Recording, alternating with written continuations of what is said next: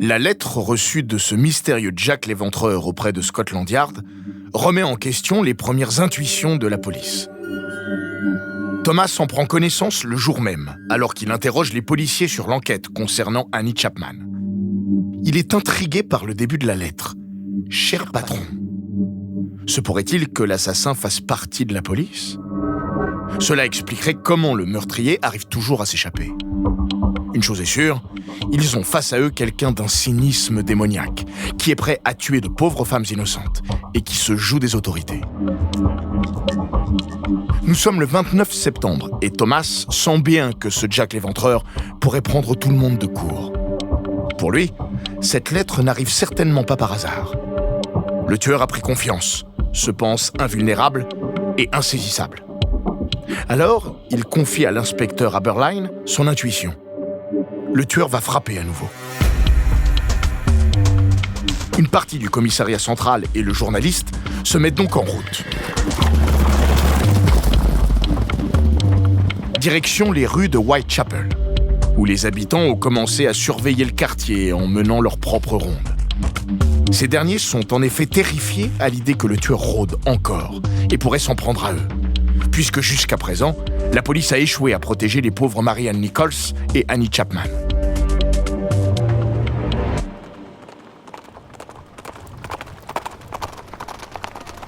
La soirée est déjà bien entamée quand le groupe d'enquêteurs et Thomas arrivent sur place, au niveau de Whitechapel Road, l'artère principale du quartier. À la lueur des lampes à huile et des allumettes, tout le monde se déplace à pas feutrés, en se dispersant pour ne pas susciter la méfiance du tueur qui pourrait être de sortie, à la recherche de sa prochaine victime.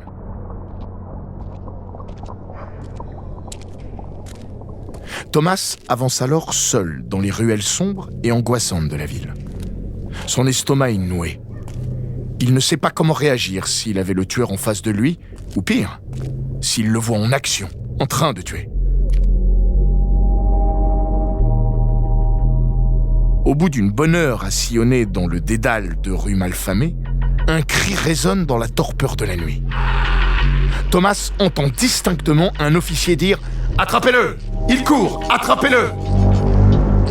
Puis, la course de plusieurs hommes à quelques dizaines de mètres de lui.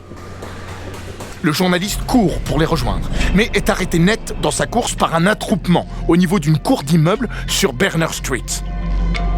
Le journaliste aperçoit un cocher en état de choc et plusieurs policiers autour d'une femme allongée au sol. Il est trop tard. Du sang s'échappe de son cou et celui-ci se déverse sur le pavé. D'autres officiers sont encore à la poursuite de l'individu. Malheureusement, quelques minutes plus tard, ils reviennent seuls. Ils déclarent avoir vu une silhouette assise à califourchon sur quelqu'un et le reflet d'une lame dans la nuit. La silhouette a entendu le bruit de la ronde effectuée par les policiers et s'est enfuie à toute vitesse. L'homme semblait connaître le quartier et a réussi à s'engouffrer dans une voie, puis a disparu. Les policiers ont perdu sa trace. Ils étaient si près du but. Jack l'Éventreur a encore frappé et personne ne sait comment l'arrêter. Bonjour, je suis Florian Bayou. Bienvenue dans Les Fabuleux Destins. Cet épisode est le 3e que nous consacrons à l'histoire de Jack l'Éventreur, un tueur en série non identifié qui a sévi dans le quartier de Whitechapel, à Londres, à la fin du 19e siècle. Aujourd'hui, je vous parlerai des 3e et 4e meurtres de Jack l'Éventreur et de la psychose grandissante suscitée par le tueur dans toute la ville, faisant naître les plus folles rumeurs sur son identité.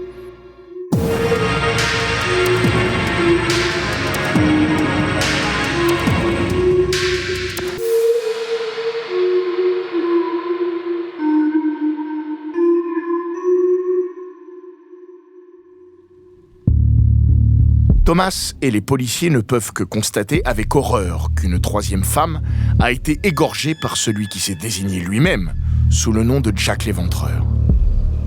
Un médecin de quartier, le docteur Blackwell, est rapidement alerté. Il touche le corps. Celui-ci est encore chaud.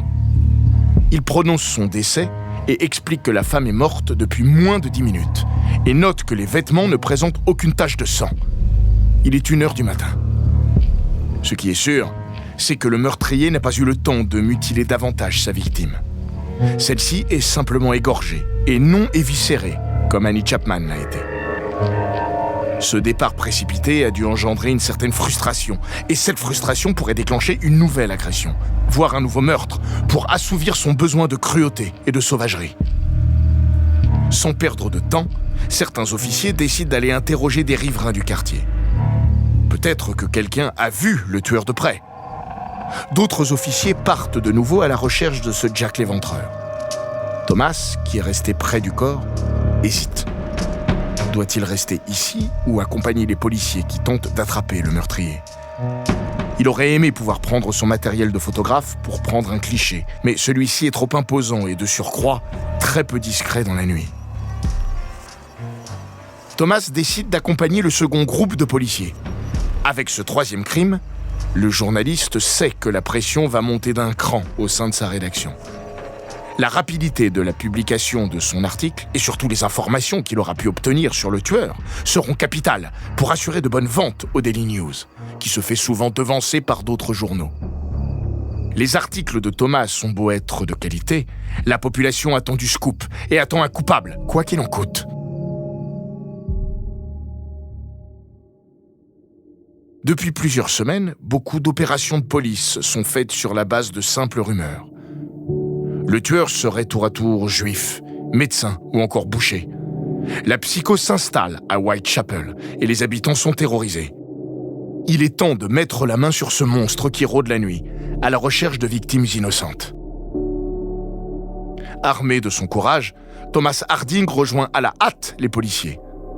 Ces derniers décident de se séparer en 2 groupes. L'un reste dans le quartier de Whitechapel, le terrain de chasse privilégié du tueur. Un autre groupe décide de poursuivre ses recherches autour de Whitechapel, tout en s'éloignant. Car avec sa fuite, il est possible que le tueur se cache ailleurs. Thomas va avec le deuxième groupe, en se disant qu'il sera ensuite sur le chemin pour aller à Scotland Yard, situé dans la City de Londres, s'ils font chou blanc. Au bout d'environ une demi-heure de marche, à la périphérie de Whitechapel, le groupe aborde une ruelle qui débouche sur un petit square, non loin du quartier central de la City. Les policiers avancent en éclaireur pendant que Thomas les suit, le cœur battant à tout rompre. D'un coup, l'un des policiers tend sa lampe devant lui et manque de tourner de l'œil. Une 4e victime est allongée au milieu du square et baigne également dans son sang. Il est désormais 1h45 du matin et Jack l'Éventreur a tué 2 femmes en 1 heure. Qui sait si son parcours criminel de la nuit est terminé ?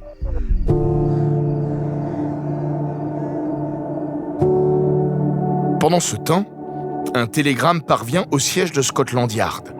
L'inspecteur en chef Aberline arrive rapidement sur les lieux, accompagné d'un médecin, le docteur Frederick Brown, afin d'examiner ce 4e corps. Il estime l'heure du décès à moins d'une demi-heure. Selon lui, la femme a été assassinée sur place car il n'y a pas de traînée de sang sur le sol. Une fois le décès constaté, le corps est lui aussi transporté vers la morgue la plus proche.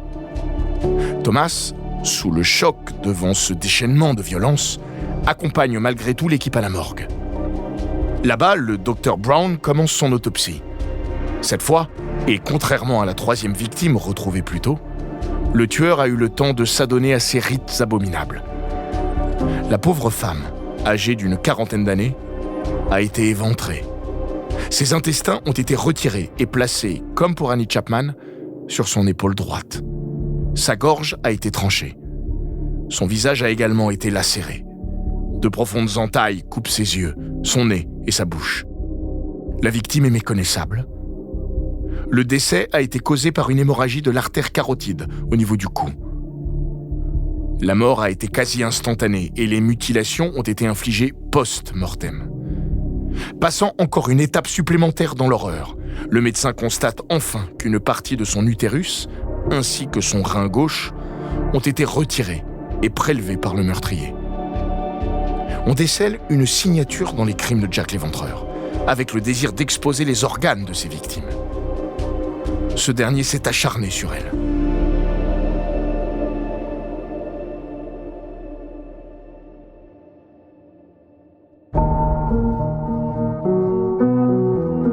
L'inspecteur en chef Aberline se sent impuissant face à cette menace qui semble ne plus pouvoir s'arrêter de tuer. Il continue d'inspecter le corps de la pauvre femme pendant de longues minutes et envoie de nouveau certains de ses hommes à la recherche d'indices sur les lieux du crime. Après cette autopsie, Thomas s'octroie quelques minutes pour reprendre ses esprits. Il décide de rentrer chez lui à pied pour prendre l'air et réfléchir à son futur article. Thomas est décidé à écrire celui-ci dans la nuit pour le faire publier dans l'édition du lendemain matin. Pendant ce temps, des policiers effectuent de nouvelles rondes aux abords du square où a été retrouvée la 4e victime. En plein milieu de la nuit, l'un d'eux découvre une inscription sur le mur d'un immeuble, révélée par l'obscurité. On peut y lire « Les Juifs sont les hommes qui ne seront pas accusés pour rien ». Pour l'agent, il est certain que cette inscription est l'œuvre de Jack l'Éventreur lui-même.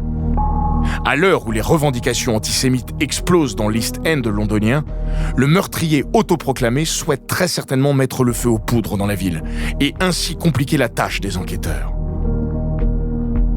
Le lendemain matin, les deux femmes sont rapidement identifiées.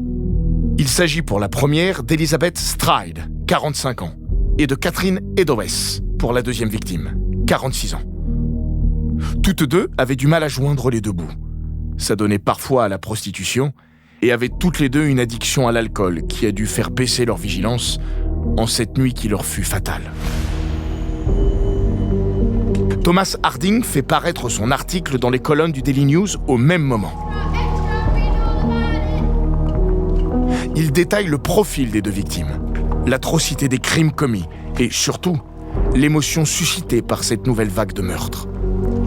Il explique aussi comment, dès le lendemain, la foule était tellement nombreuse près des lieux des crimes que les locataires des maisons à proximité faisaient payer 10 centimes aux personnes qui voulaient voir l'endroit où les cadavres des deux femmes ont été retrouvés. La population de Whitechapel a de plus en plus de mal à se contenir face à ces crimes encore impunis. La résilience a laissé place à la révolte. Il faut à tout prix attraper ce Jack l'Éventreur, et le plus vite possible, mort ou vif.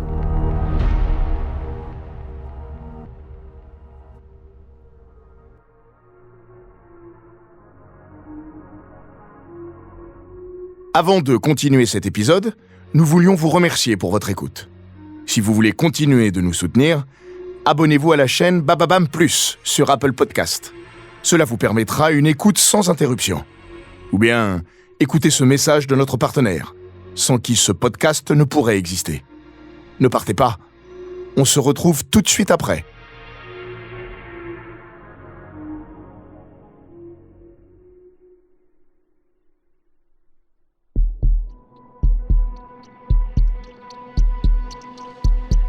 Pendant près d'un mois, Thomas poursuit son enquête auprès de Scotland Yard. Il accompagne les officiers dans leurs perquisitions, leurs auditions, leurs interrogatoires. Mais cela ne donne rien. Au sein de la police, l'atmosphère est devenue pesante. Nous en sommes à 4 meurtres non résolus et un assassin qui court toujours. Pendant ces quelques semaines de l'automne 1888, plusieurs autres lettres, toujours signées Jack l'Éventreur, continuent de s'accumuler au quartier général de la police.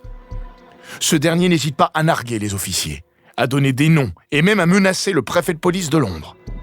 Comble de l'horreur et du sadisme de l'assassin, l'un des courriers est même accompagné d'un morceau de rein humain.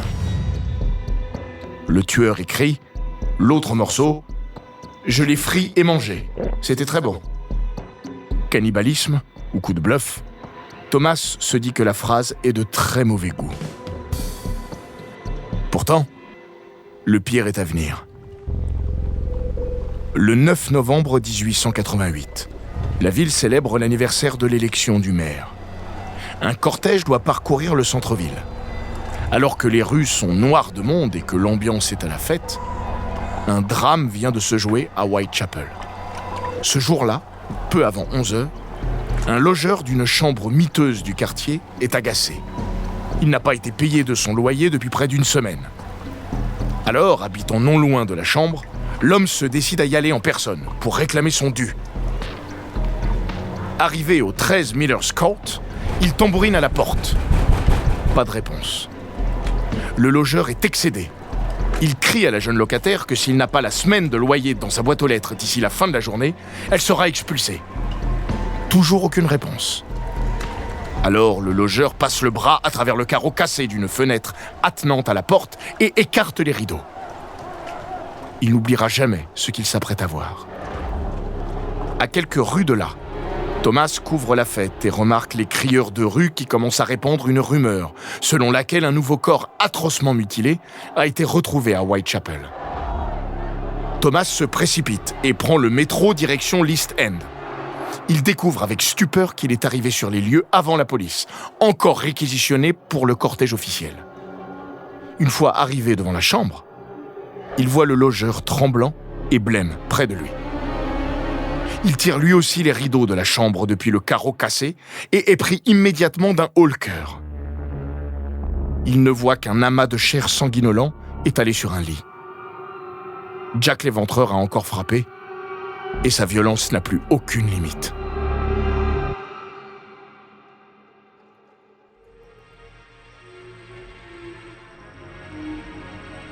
Merci d'avoir écouté cet épisode des Fabuleux Destins, écrit par Marie-Lou Economou. Dans le prochain épisode, je vous raconterai la suite de cette histoire, en évoquant le 5e et dernier meurtre avéré de Jack l'Éventreur, et la postérité du tueur jusqu'à aujourd'hui.